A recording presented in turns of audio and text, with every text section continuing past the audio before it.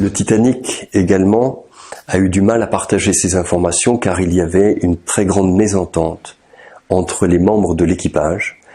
Autrement dit, l'information était cloisonnée. Elle sera cloisonnée aussi, malheureusement pour les passagers. Il y avait plus de 11 langues différentes parlées à bord et les consignes d'évacuation n'ont été données qu'en anglais sur un bateau lui-même cloisonné puisqu'il y avait 11 ponts, 11 niveaux.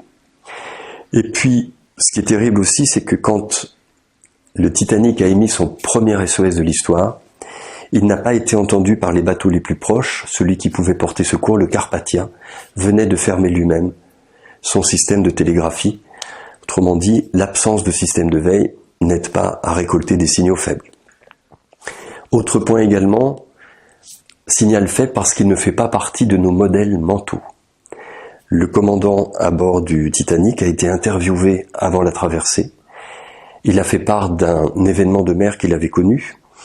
Il était allé prôner un autre navire lorsqu'il était à bord du bateau jumeau du Titanic. Et on n'a pas tenu compte des enseignements de cet accident qui montraient que le gouvernail avait une surface insuffisante pour éviter l'iceberg en manœuvre d'évitement de dernière minute. Et lorsqu'il est interviewé, on lui demande s'il a déjà croisé des icebergs et il répond « non, jamais ». Il est plus difficile de se motiver sur un signal faible si on a une absence de connaissance sur le risque en question.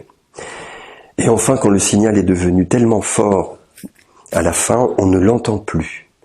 Le lendemain du naufrage, quand les passagers rescapés sont à bord du Carpathia et peuvent confirmer le naufrage du Titanic, au même moment à New York, la compagnie White Star organise une conférence de presse car il faut bien expliquer pourquoi le Titanic n'est toujours pas arrivé à New York.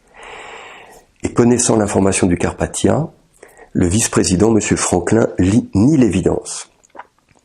Il annonce, texto, le Titanic n'a pas pu couler car il est insubmersible. Les passagers n'ont pu connaître au pire que quelques désagréments.